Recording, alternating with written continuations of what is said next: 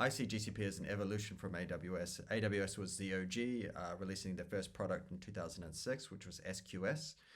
And GCP, obviously V2, they've kind of learned from all the lessons or failures of AWS and they've improved on them. GCP first launched in 2008 with product App Engine. If you've not used it, go check it out. It's absolutely awesome. We'll talk about it more coming up. AWS, in my opinion, seems to focus more on quantity. They've got a shed load of products out there that can do everything, whereas GCP seem to focus on quality. They make sure that their products integrate really nicely with each other and the developer experience is really amazing. So let's talk for a second about a very simple use case. You want to create an app, you need some authentication, and you want some database access. So with Google Cloud, you have this thing called Firebase. I'm sure you've all heard of it. The user experience is super simple. You link your project that's already created on Google Cloud, and you basically push all these buttons, and you are it. You get to this beautiful homepage where you're immediately drawn to the authentication aspect here, and then you can kind of peruse through this menu to look at some of the key features like cloud messaging, A/B testing. These are all really great stuff for production. We've got Crashlytics for crash reporting, basically everything you need to make an app. Now, this is specifically designed for this purpose, but it's really nice that they have this offering it just works. You can see over here on the left, we've got Firestore, which is a database, real-time database, which is kind of a live syncing database that uses some kind of WebSockets or something to make sure that your database is synchronized real-time rather than having to query it. And then you've got a whole bunch of other jazzy little features. A really important thing to look at here is hosting. If you go into hosting, you can basically build a website from scratch, a static website, maybe in React, and it'll do everything for you. It'll do all the DNS routing stuff. It's a beautiful thing. It's really, really amazing. So if you do want to make a website, I highly encourage you to use this. But as you can see, it's all here. It's all very easy to use. I can set up a sign-in method. Let's say Google, and we have an authentication system set up essentially. Well, I didn't push it, didn't enable it, but okay, I gotta put an email and stuff in. There we go. So now we have an authentication system set up. They've got a plug and play module to get this going into your app. You'll be done in about 5 minutes. You got authentication on your website. The AWS offer, however, is quite confusing. We go into the services up here on the left. We go down to front-end web and mobile, and you can see there's Amplify, Mobile Hub, App Sync, Device Farm. Just having a look at this now, I've seen that they've integrated Mobile Hub now into Amplify. So Amplify would be the SDK or library you download and put in your app, and you can kind of authenticate and stuff with that. I really don't like when you're hit with menus like this, and it's kind of overwhelming, a bunch of information. Okay, I want to develop, let's go in here. This is definitely an improvement on what I've seen in the past, but it's just a bunch of information. It's very hard to get going. I really don't like this experience. I far prefer Firebase in that regard. Both platforms have very generous free tier offerings. You can see here with Google, they have $300 worth of free credit. I think a really important part of the free tier with Google is that you won't be charged until you choose to upgrade. So let's say you deploy a Kubernetes cluster, you're playing around, and then you go on holiday and forget about it. On AWS, you get to the end of the trial, you start paying for that. You could come back from holiday with a $1,000 fee. With Google, that will never happen because they won't actually allow you to continue using that Kubernetes cluster after your free credits have run out. It's really, really useful if you're new to cloud development and you need kind of to sandbox your destructive capabilities. You don't want a $1,000 bill. I've heard that AWS can be quite forgiving in this regard, but I wouldn't depend on the generosity of a conglomerate to ensure that you're not going to be charged your full salary for the month.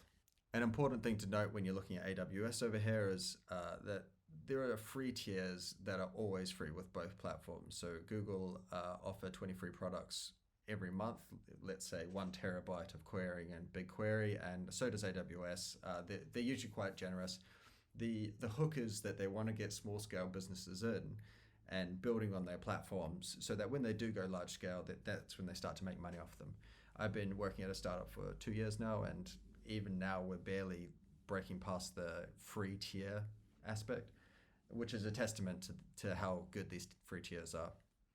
Another important distinction is how the organization is structured. So Google uses a organization root, and then you have folders, and then within folders you have projects. Projects are security sandboxes. So if you're new to cloud development and you don't know how to set up security properly, this is really useful because it allows you to just jump in and you make a different project for a different thing like data for your API, and then you share resources using service accounts. It's really straightforward, and it's important to keep security very simple. I think that's one of the OWASP principles. So in this regard, the Google reigns supreme. Very straightforward. If we go to the Google homepage here, to create a new project, we go click on the little button drop down up here, we go new project, we type in the name. I like the word meow a lot. Meow, meow. Might be drug, and then we're done. That's a new project it's creating, and then I'll be able to toggle to it through this over here. With AWS, we have a very different strategy. We've got the root account, and then we create organizational units, and then we create AWS accounts within here. It's very important that we do create different AWS accounts because that's how your limits are defined. So let's say with Lambda, you have 1,000 concurrent connections per account. If you only had one account for dev and one account for prod, then they would be sharing that concurrency. So you don't want that. I believe it's probably the same in Google as well. Google actually encourage you to use a project per app or applet.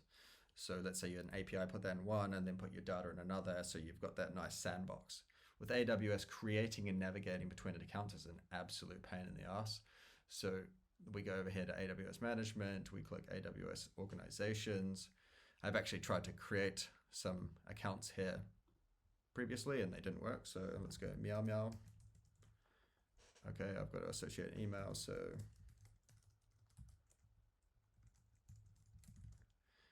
okay, and create. And I believe that this won't actually work for some reason. I don't know why, but yeah, it doesn't seem to work.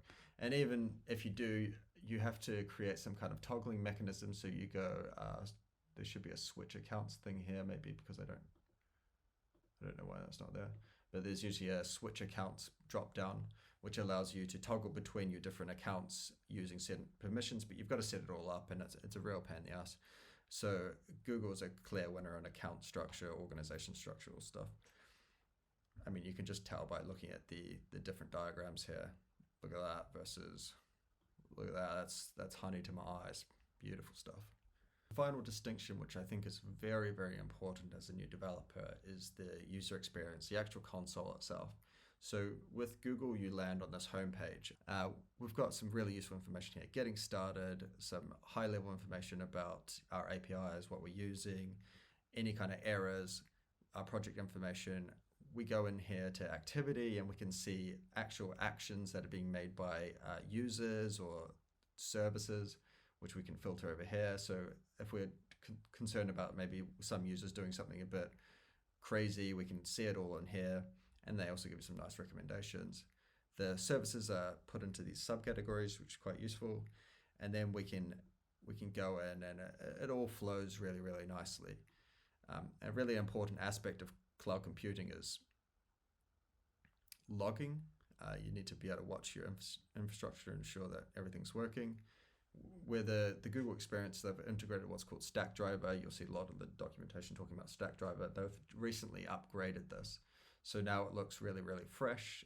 We've got these scrollers on this histogram here, so I can limit the span of the query. I can put little filters on over here. It's all really, really seamless. On the other hand, the AWS experience is atrocious. Similarly, you do have build a solution, some information, great. You hit this little drop down over here and you're hit with a wall of services. Now, this is an improvement on AWS. It used to be worse than this, but let's go to the monitoring solution. Where do we have it? So it's called CloudWatch. Oh, that's another gripe as well, actually, is with AWS, none of the things are called what you would expect them to be. Like, for example, logging with Google is called logging, as you would expect. With AWS, it's called CloudWatch. So it actually requires you to have this really high level information up front. You have to learn AWS before you start using it. Whereas Google, you can kind of just jump in. Okay, where do I go for logging? Logging. Let's try that. There it is. I'm sure there was ways to search AWS and stuff, but it's just that immediate kind of nuanced amount of information you have to have just to get started with the platform. And again, you're hit with this wall of information over here that I find very repulsive. This is a very successful company. They should be able to do UI better than this. And again, I hit a wall. What is all this crap? I'm not going to go read through your crap documentation. It's horrible. It's truly horrible. Look at that. Beautiful. Beautiful stuff. And that's it. That's why I've chosen Google Cloud. It's a highly intuitive user experience in general versus AWS, and I think it's a great choice for new starters. And I mean, even existing AWS users should try GCP and see what they think.